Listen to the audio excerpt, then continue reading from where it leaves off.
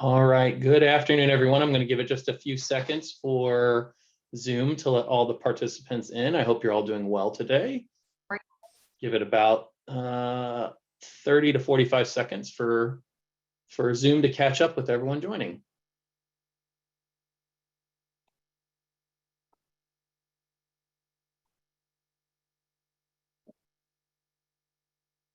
All right, it looks like Zoom has slowed down, letting everyone in. Good afternoon, everyone. My name is Mark Booker, and welcome to this edition of our Transfer and Articulation Community Practice Forum.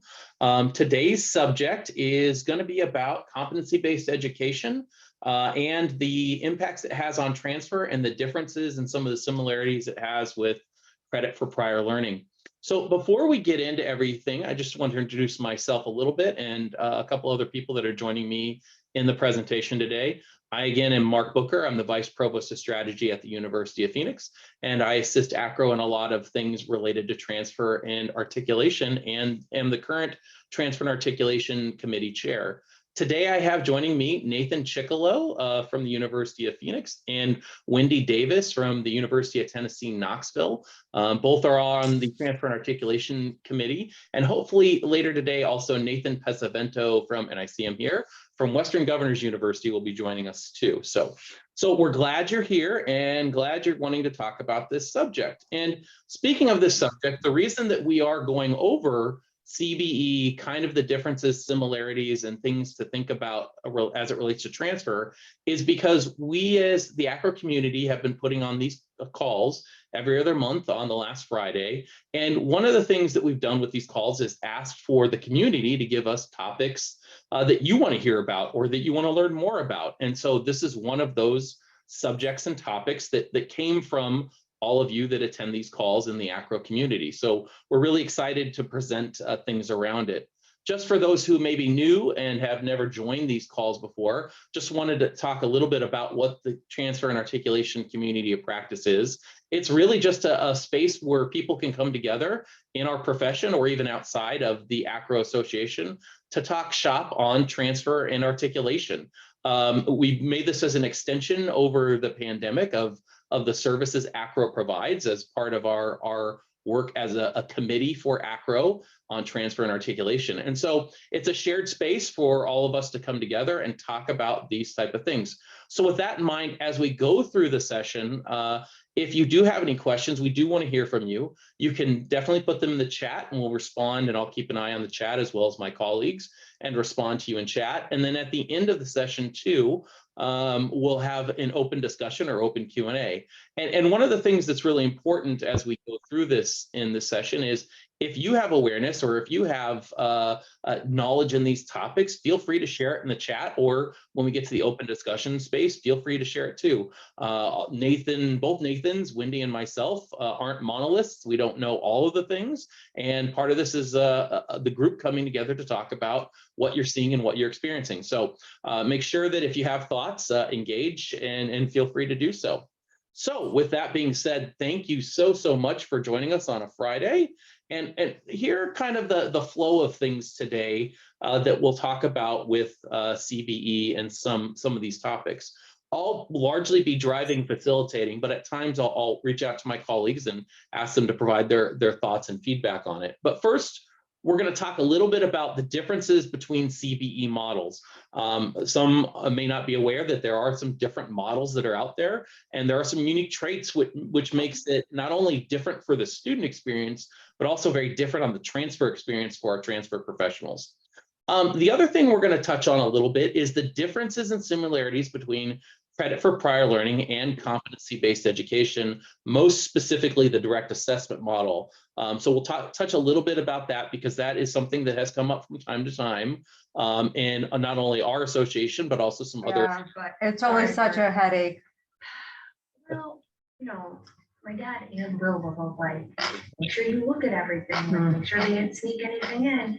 And then I was like, oh, there's like a $200 difference. Oh, Everyone for a second. Oh, thank you so much. Okay, and then we'll talk about handling CBE transfer credit evaluations, and that'll be an open discussion for all of us to kind of engage and talk about, because Some of you may be at schools that have received transfer credits or transcripts from schools that are offering CVE programs and may wonder what to do with them or what the differences and similarities are. So that's our flow for today, and go ahead and get started. The first thing I wanted to talk about was some of the differences and similarities between CVE models, but really the hallmark of CBE or competency-based education, regardless of the model. And so there's a few things to keep in mind of, regardless of whether you're seeing something that is from what's called a direct assessment program or a credit-based program, or even an experimental sites program, and I'll get into those a little bit later. But there are things that are important about CBE. And at the highest level, and I'll go over each of these more specifically, but really it is a model that is to try to give students more agency over their learning as far as how they create their learning plans or their learning path. And then as well as their measurement in learning or measurement in understanding or comprehension is done through assessments for competency. So it's not necessarily a composite of papers and discussion questions or lectures and a test. It is done through what's called an authentic assessment to judge the student's competency in a specific area to progress. So a lot of these things that are why this model keeps growing and becomes more and more center stage in higher education is because it is more flexible, which allows students to master skills more at their own pace, depending on the model. Some are more flexible than others, but it allows them to kind of choose and pick how they want to create their adventure in the learning plan. So they have more agency over their learning. The relationship with their faculty members starts to feel different. It's less a sage on the stage faculty member experience for those who go through these programs. It's more of an experience where the faculty is a guide or a Sherpa that is leading them down a path or a plan in order for them to understand the competencies. But the biggest item too is these authentic assessments that judge the competency in a subject area. And a lot of times what you will see in these programs is that they will have several, and several by meaning 3, maybe 4 really big assignments. And they're not generally papers. They're not generally a quiz or an exam that is using a Likert scale or some other type of scale or standardized scale. They're usually a composite of activities to judge the student's competency in a skill-based area or a tactical or learning-based area. And those are really unique. And actually, I think you're going to see even on standard programs, more and more schools leaning toward these kind of composite, authentic assessments because of the rise of AI, actually. You're going to start to see people see what faculty see what individuals can do from a practical basis, from a learning outcome. But in certain cases, in a lot of courses, if it's let's say a 3-credit course and a credit-based model of competency-based education, the student may only have 3 major assignments in that whole course, but they are gigantic, they are not easy, and they compile a lot of the artifacts of learning that make up that competency. And then the other thing, and this is really important, and it'll be salient when we talk about the relationship with CBE and prior learning assessment, is all CBE programs, regardless of direct assessment, credit-based, or an experimental site, requires substantive and regular faculty engagement. And that is really important because faculty are part of the process with these CBE programs. They may look different and act different in regards to how they get students from A to B in the learning process, but they are there, they're involved, and they must be for it to be a degree-bearing or a CBE program that leads to a degree equivalent credential. So again, if you're thinking about CBE, regardless of model, think about the fact that it's more flexible for the student. It has the student having a little bit more agency over how they choose how they learn. They will have big, gigantic assessments at some point in the program to determine their competence in a subject area, which means grading is different, and that'll come up when we talk about the transfer credit area. And then faculty are involved. So with that being said, let's talk about the most common CBE models. And right now there's basically 3 common CBE models. And it's really important that you understand and know about the difference of these 3 models, because to be real blunt, there are administrators at some schools that I've met that don't know that there are 3 different kind of models, or there are different things. A lot of people think of the direct assessment model, which is a very popular model. It's also very hard to get approval for, because it's a very unique model, but some people conflate all of these together. And so the common models first are the credit-based CBE program. And credit-based CBE program is less flexible than direct assessment, but it has some flexibility with it. But students are still expected in a credit-based model to consume content that would equate to the standard credit hour. And so, not to get too in depth on the Carnegie unit, but typically you have 45 hours per 1 credit, 15 hours of faculty-led instruction, 30 hours of other learning objects to equal 1 credit. Now, when you do a credit-based CBE model, you have to give a learning plan or a lesson plan where the assumption is the student still consumes 45 hours per 1 credit of learning activities. And I'll just call it stuff for the sake of ease at this point in time. They have to have 45 hours of stuff to equal 1 credit, or 45 hours of learning stuff. And when you go for approvals on these programs, you have to show how, if it's going to be equating to 1 credit, how the student goes through 45 hours of stuff, which includes 15 hours of the 45 and faculty engagement. So that covers your regular and substantive faculty engagement. However, it does allow the faculty, and it does allow the design of the program, again, a couple of things. One, the student can still complete a competency assessment, which may not be graded on an A, B, C, or D as you normally know it. It may be graded on a mastery or a meets or a competent or some other type of learning scale that is not, common to the A, B, C, D. However, most schools on these scales will equate on the back of a transcript and transcript key if mastery equates to like an A, or a meets the competency equals a B, et cetera. So transcript keys become really important in the eval of all CBE programs. But the easy thing about credit-based CBE is that the transcript lists hours the same way any other transcript would. It will list it in credits. They will equate to the same credit, and it's pretty easy to transfer those in from kind of a 1-to-1 basis, and that's generally the standard. Now, you may ask, well, if they have 45 hours of stuff that they have to go through per 1 credit, and so let's assume most courses will have 3 credit hours, which means 135 hours of stuff. How is that more flexible? Well, what you can do is you give the student and the faculty the ability to set up a learning plan where the student may look at the 3 competencies in a course, and let's just say one is leadership competencies, the other is organizational management, and the 3rd competency is human resource leadership or something like that. The student could pick, based off of the 3 competencies, how they want to approach those competencies.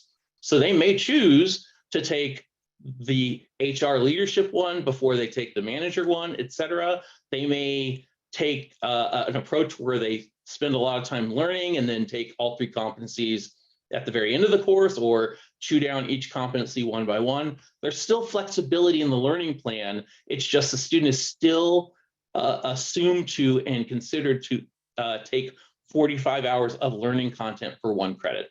So that's credit-based CBE. Then you get to direct assessment CBE, and this is the one that a lot of accreditors, and even from the Department of Ed, when you go through the regulatory process, there's generally different paperwork you have to fill out. And it's a different kind of model, and it has some different things about it. But the direct assessment CBE is divorced from seat time, or divorced from the concept of a credit hour. And in fact, what happens is the competency assessments, or those large kind of huge assignments, are tied to learning that would be comparable or equal to what we would normally think would be ish in a credit hour. I know that's kind of a different concept, but it's this assignment and this competency in our assessment process is so rigorous that we can kind of figure out your knowledge would be the same knowledge that someone who would come out of a class in a standard version would equate to. And then a lot of times these programs are set up because it's divorced from seat time, in the idea that a student starts the class, whatever class it is, and they're given a pre-assessment or some sort of test your knowledge area of the subject matter they're taking. So if it's an accounting course and one of their competencies is generally accepted accounting principles, they'll take a pre-assessment on GAAP. And if they're really, really good in that pre-assessment, the faculty may say to the student, hey, you know all your stuff. I'm going to actually open up and let you take the final competency assessment in a few days. And if the student passes that final competency assessment in a few days, they're done with that subject area. They can move on to the next thing. However, if the student isn't very knowledgeable in the subject area, then a faculty member could say, here is the whole learning plan for the course. I think you should flex up on budgeting, or flex down on tax accounting, or whatever it is in the accounting course, to create a more individualized learning plan based on the strengths and weaknesses of the student, where they're at from the knowledge. And some students may have no preconceived information or knowledge in the subject area, and they're doing a lot of work before they take that final competency assessment. Or some students may have a lot of knowledge in the subject area, and they're not doing a lot of that in between stuff. They're going straight to the final competency assessment. So it does not matter how much time you're in the course or the competency, you can just do it if the faculty guides you and wants you to go that way. Now, these type of programs are not listed in credit hours. They're typically listed in some sort of other unit, most of the time competency units, but there's other units that schools can use. You really need to check the back of the transcript key.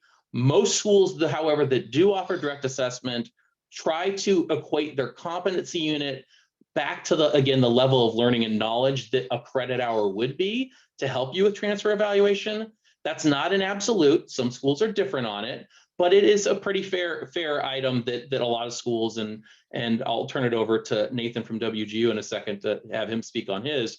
We'll list things so that it'll make the evaluation easier, but you'll see them in a different unit. Again, most of the time competency units, something else. Always check the back of a transcript key when you're doing assessment, because it's a little bit different.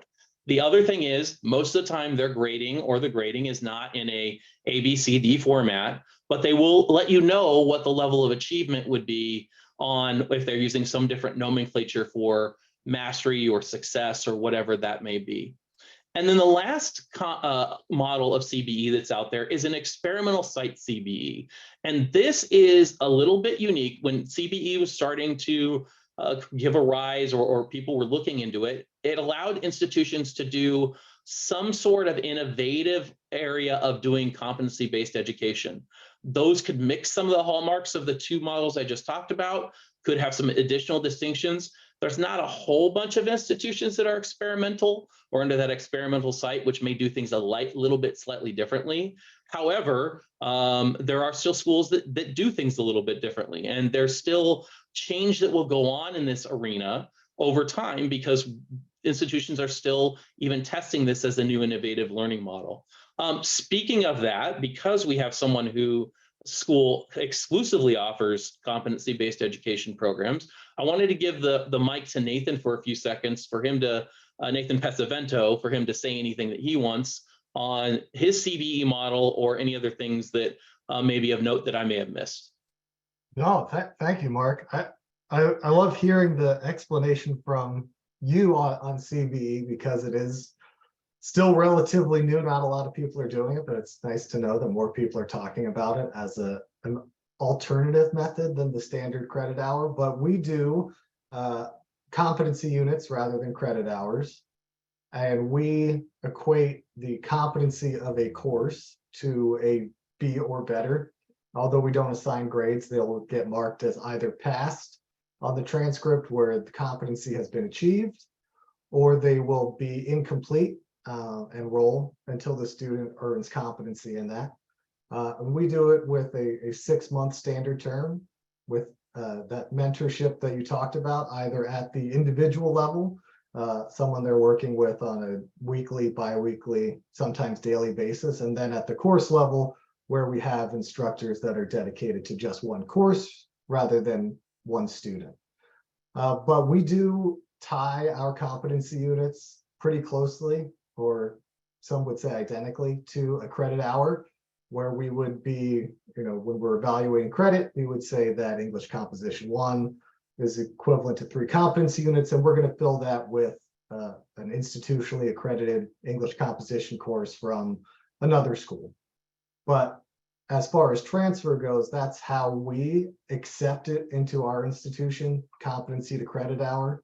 But it's pretty standard. So it's a little bit of a mix between those three big bullet points there, where you have the 45 units for 1 credit hour. We do offer 2 different types of assessment in all of our courses, either a performance assessment where they are writing papers to demonstrate that competency, or what we call objective assessments, where they're in a proctored testing center, where they're monitored while performing a test of some kind. It could be multiple choice, short answer, things of that nature. But yeah. Thanks so much for that, Nathan. And as we go through the session, if you have any questions for Nathan, or if questions for what WGU is doing, feel free to put it in the chat, or when we get the open discussion, feel free to shout that out. So with that foundation, I hope that gives you kind of some differences on CBE and the different models that are out there, and why sometimes the transcripts will look very different from each other, because there's some different ways to approach it. Now, tied to some of the content and concepts that our community has asked us for is the relationship between direct assessment and prior learning assessment, or as the new terminology is credit for prior learning. But for the sake of this slide, I wanted to use both words, assessment, on the nomenclature used. And the best way to think about direct assessment specifically on CBE and credit for prior learning is that they are cousins, but they're not twins. And as these models started to gain rise, there was a lot of misperceptions. And I bring it up because there were some regulatory agencies in a few different states, I won't name the states out, that got really, really confused about why is this different or not different than any of this prior learning assessment? And then why wouldn't you just give a whole degree on prior learning assessment if you're just assessing things for credit? Because that was what was in their minds. And a few people, they didn't get the regulations out, but they were starting to write some pretty interesting regulations that luckily we don't have to talk about on what those were, because they never passed, but they were out there. And that's what makes it important to kind of discuss what the differences between these two models are. So largely the cousin but not twin similarity is with the direct assessment, not the credit-based version, where again, everyone is doing the credit version of it, and the elongated amount of time that students have to spend in the classes is not individualized. It's just a standard amount of time. But in direct assessment, the time you spend is individualized. So with credit for prior learning or prior learning assessment, and I like to use the American Council on Education definition, is it's learning that's gained outside of the college classroom in a variety of settings and through formal and non-formal means. And this is considered what we like to call in the CPL area, the macro definition of CPL. There's some micro definitions, but we'll use the macro definition from ACE on this. And for those that may not be up to speed on just kind of the different buckets of credit for prior learning, there's kind of 4 major buckets. They're not all absolutes, but there's 4 major buckets of credit for prior learning. The most common is credit by examination, your CLEP, your AP, your DSST exams. Then the second bucket is credit for learning obtained through standardized training programs or courses not offered in the traditional academic environment. A lot of that would be military credit, police academy, standardized workforce training programs where there may be a facilitator, there may be outcomes, there's measurement, all of those things. And they're standardized programs, but they're not in a academic setting. That's the second kind of bucket of credit for prior learning. And then there's credit for prior learning that many people have started to offer, and you'll see more and more of this, especially with micro-credentials, for industry recognized credentials or certifications. For example, if you have an A+ Net Plus certification, some sort of AWS certification, some IT programs or academics can make an equivalence of saying your AWS certification gets you out of taking some computer courses at our institution because your level of knowledge or learning is greater than or equal to our native courses. A CPA exam I always like to use when you think of industry recognized credentials. If you have a CPA certification and you took your undergraduate degree in accounting, got a CPA certification, likely some schools will allow you not to take the accounting course in an MBA program because you pretty much know more than what the students are going to learn in the accounting course based off of your experience and those type of things. And then the last bucket for CPL, or prior learning assessment, is learning obtained via experience through the submission of an individualized portfolio. And this is the area where people have gotten confused because they would go, okay, so I have a student who has a portfolio, faculty members assessing it, and they're granting credit for it. Well, they're doing that process outside of the classroom and generally before the student has actually started the program. And so when you think about direct assessment, and here's the difference, direct assessment or CBE programs are all about learning gained inside of the classroom, also requiring substantive and regular faculty engagement. And so prior learning assessment outside of the classroom does not require regular and substantive faculty engagement, may involve a faculty assessing something, but doesn't require the faculty to be hanging out with the student on a regular basis and leading them or guiding them. They're just kind of doing a post-fact assessment or evaluation and prior learning assessment. Whereas degree programs and direct assessment, CBE leads to degree programs, baccalaureate or master's degrees, et cetera. They require, again, those two things that are really, really important. It's inside of a classroom, structured at a university, and also requires substantive and regular faculty engagement. Now, the assessment process of evaluating the student's knowledge may look very similar when you're doing the evaluation component of it from some prior learning assessment ways on how you would evaluate whether a student has the knowledge, skill, or ability to progress. But how you lead up to that, how the format works, the experience the student has is all inside of the classroom. And that becomes really, really important too, and I don't want to get too far into the Department of Ed regulations, but there is Department of Ed regulations. If you want Title IV funding for a program, you again must have it inside of a classroom with regular and substantive faculty engagement. And you cannot use CPL or you cannot use Title IV funds for prior learning assessment in advance or before the classroom. You're not supposed to, et cetera. Whether students do that with excess funds is a whole other story, which is not for here. So from that perspective, I wanted you to know those differences and why they're different. And they're very different, although there's an assessment component on both. How you're assessed, where you're assessed, when you're assessed are very, very, very, very different. And that's an important concept, again, for you to take back to your institutions, especially as we continue to get more innovative about finding ways to help students accelerate degree completion and complete credentials. And I'm not sure if anyone saw it, so I'll make a segue for a second. National Student Clearinghouse just published another report on the amount of transfer students. The amount of transfer students, again, that have some college credential and no degree rose again. There's more of them again. It keeps coming. And so you're going to continue to see the higher ed community as well as regulators look at different ways to make this easier, or help students' degree completion become easier. But understanding the differences of how those work is really important, especially for transfer professionals.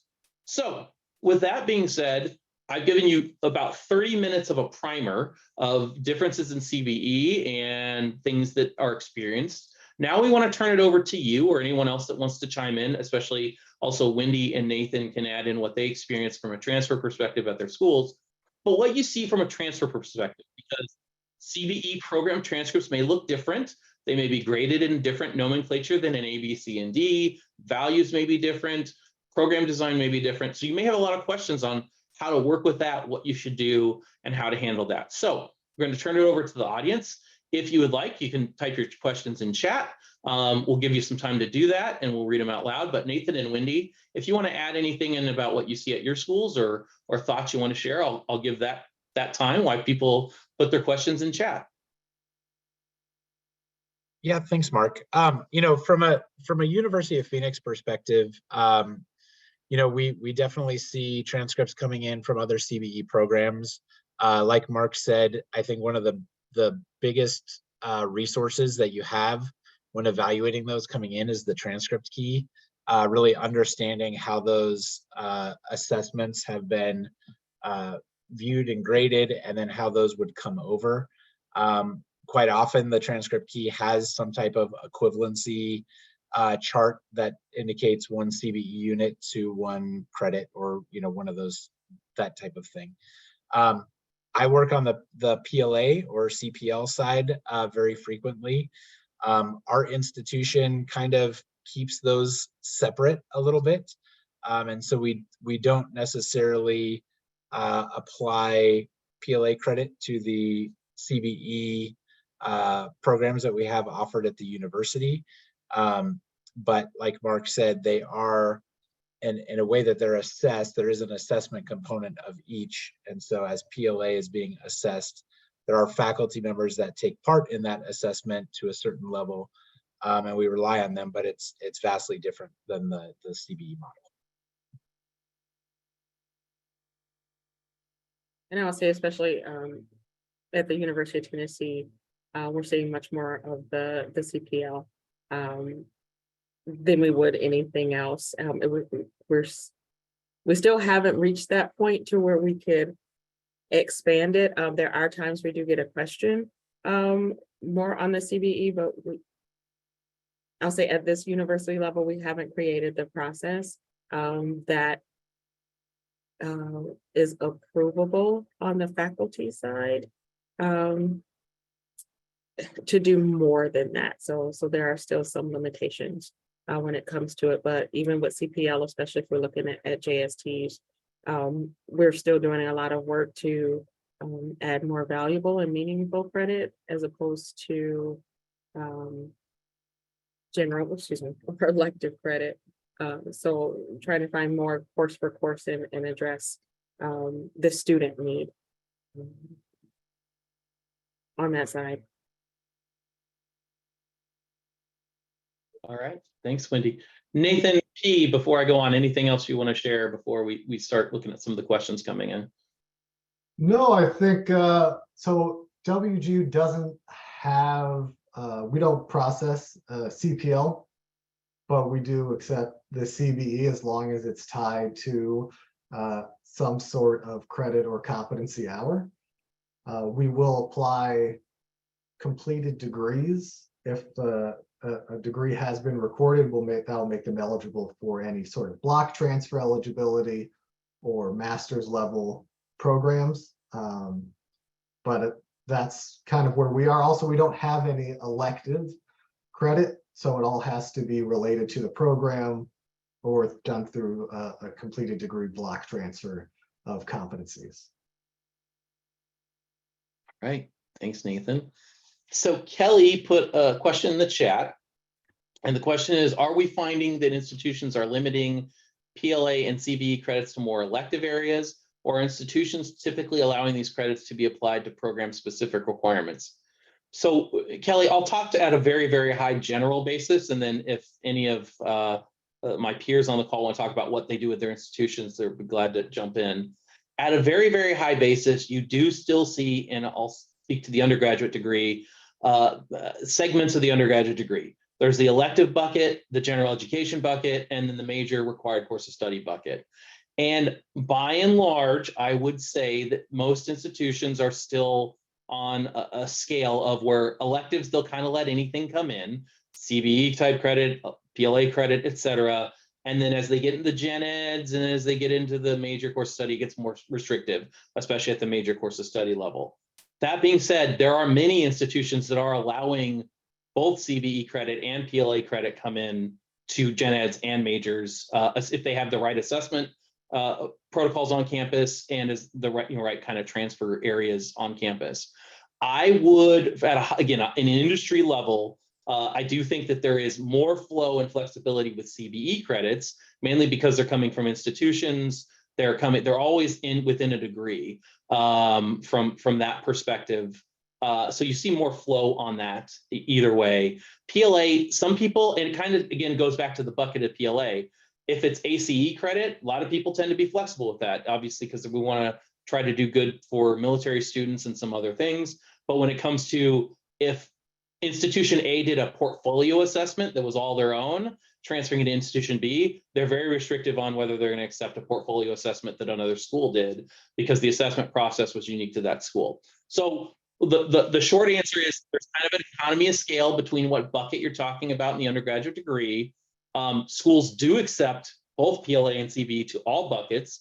I know of them. There's multiple that do that, but a lot of schools by and large still have, again, elective free, gen ed, a little more flexible, required course of study, major, less flexible, sometimes having to go through the college. So I don't know if either Nathan's or Wendy want to say anything about their schools or what they do, but that's kind of the high level, what you see industry wide.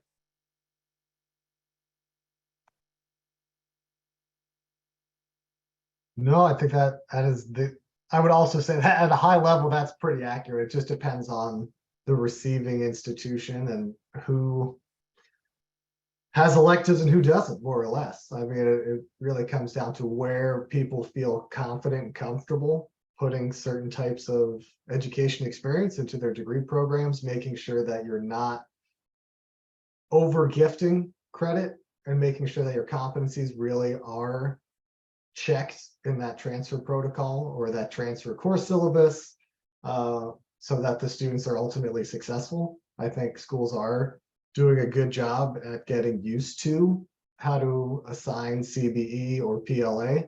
It used to be kind of a mysterious, especially for PLA, it took a lot of faculty support.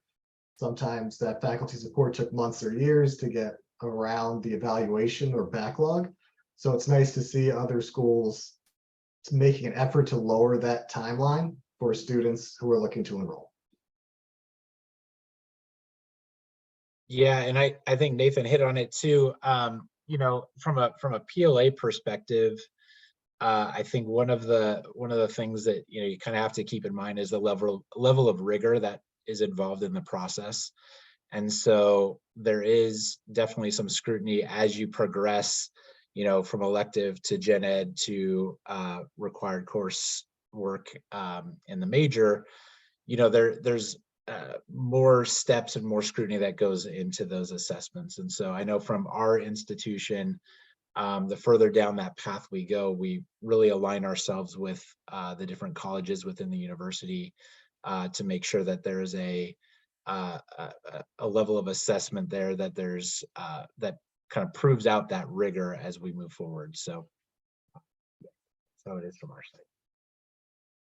Yeah, I do think the question around rigor from the faculty side, so it could just be time frame, and it could just be how faculty view or how they want to see the documentation of content and rigor, and ensuring that a student who is awarded, especially if it was specific course credit, that they are able to continue and progress with students who have taken a course, the course itself. And it's a constant discussion, and every time there's a change in content in any way, it reignites that conversation. Yeah, and sometimes a good way, sometimes a way that can impede progress. Yeah. Thanks so much for sharing all of that. Appreciate it. So Josie has a two-part question. The first part is the growing interest and popularity in CBE and non-traditional grading schemas makes me wonder how institutions who don't normally use non-binary grades will respond to this. And then the second part is, are there any sources out there you'd recommend about CBE that staff and faculty can leverage to inform policy and practice? So I'm going to take the latter question first as far as resources that are out there. I think if you want to learn more about CBE, the best source is the Competency-Based Education Network, or CBEN. That is probably the best resource for that. Most institutions that are doing something in the CBE space are membership of that. They're also a good advocate for that. They put out a lot of readings, a lot of information on what's going on in that space, and contacts for that. So that would be my first thing from a global basis. CBEN is a great resource for that. I'm also going to put Nathan P., not necessarily on the spot to say anything, but WGU is part of the AACRAO community. They are completely a competency-based education institution. Many institutions like my own do standard and competency. They are people who have lived, breathed, and ate this for a long time have had a lot of people, look at their model and ask questions about their model, and they're kind of a forerunner for it. So they're a good resource too, as far as an institution to look at on what's going on in that space as a sole CBE only institution. So, so those are the resources I would say. As far as the first question, I'm going to give probably a really brief comment and then turn it over to my peers again for anything they want to add in. You're right that institutions who don't normally use non-binary grades will respond to this. It's been tough for some early on, especially because sometimes the transcript keys for grading didn't have if a meets equal to B or better or whatever the satisfactory progress, whatever it was. Most schools have gotten a lot better at that. The biggest issue I see, believe it or not, and they're getting better at it too, several SIS vendors weren't built to have non-standard grades or help non-standard grades in their system, so that if it was anything outside of an ABCDE schema, sometimes it was hard to put that into the line item of transferring a credit. They've gotten a lot better on that. They've gotten more flexible, but in the early days, there was times where you couldn't put in a different grade outside of an ABCD or a number because that's all they had. So they're trying to respond, but I think as a CBE school, it's incumbent on a school that offers those programs to tell you what those grades mean. And then from the flip side, if we're saying what those grades are equivalent to, we hope that you accept that in the same amount of transfer, because the schools who have to go through the CBE process and approvals have to go through a lot to actually get there on that. So they're not inflating or misstating grades. So Nathan's or Wendy, anything you want to add to that? I think the ECMC Foundation is also a really good resource with a lot of the information and reports about workforce and how career education is paramount, and finding ways to apply that PLA or CBE to our current workforce. So they do a lot of work and publish a lot of great papers. So if you're looking for a resource you wanted to share with faculty, ECMC is great.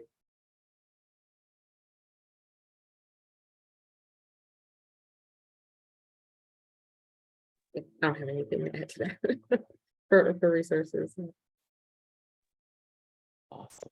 And then for what you're saying with the SIS and grading, we use sometimes abstraction layer is really helpful. So we use Salesforce internally just as a layer to push information through. So when we're building partnerships with CompTIA or a non-standard ABC school, we can use that model to absorb whatever information and then transpose that. And so when we put it into the SIS, it functions as normally and out of the box as possible. But you would need some sort of ed tech or IT resource to get that set up and running. Thank you so much on that, Nathan. Any other questions from anyone out there?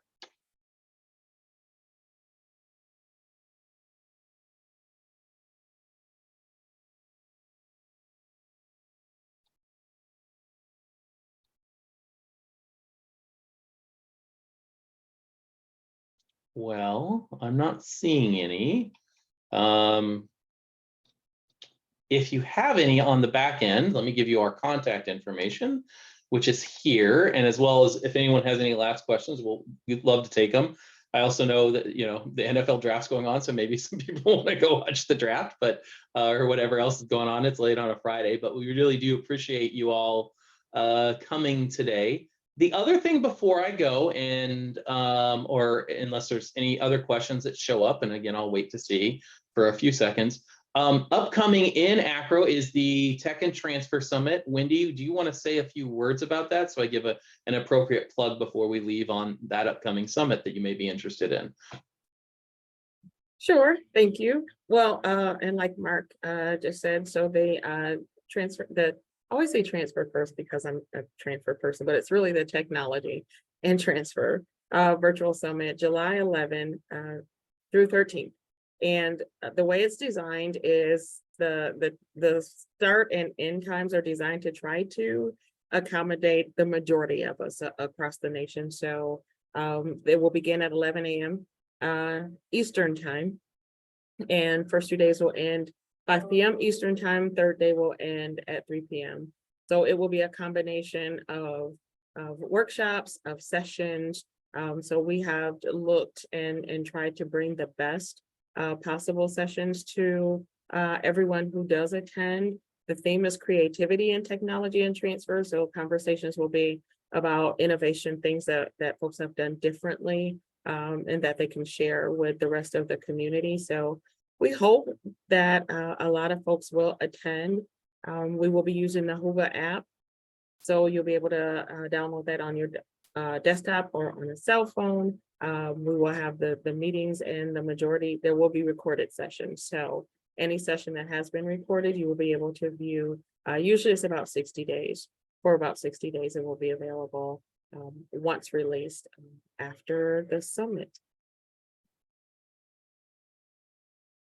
Awesome. Thanks so much, Wendy, for that. And I hope you all can attend the summit. Arena did put us a question in. Will this recording be available to you after the call? Yes, AACRAO actually will post this on the page where you can actually, I think it's where you sign up, but these calls are all archived. So every call we've done has been archived and is on the AACRAO site. If you have trouble finding it, give AACRAO about a week to post it. But if you have trouble finding it, feel free to reach out to me directly. But these are all archived and as part of the service that we provide to AACRAO. So hopefully, Arena, that means that you enjoyed the information, want to share that with others, and not that I did something funny that you want to meme or something later on. So I'll take the positive that you like the content. So anything else before we go?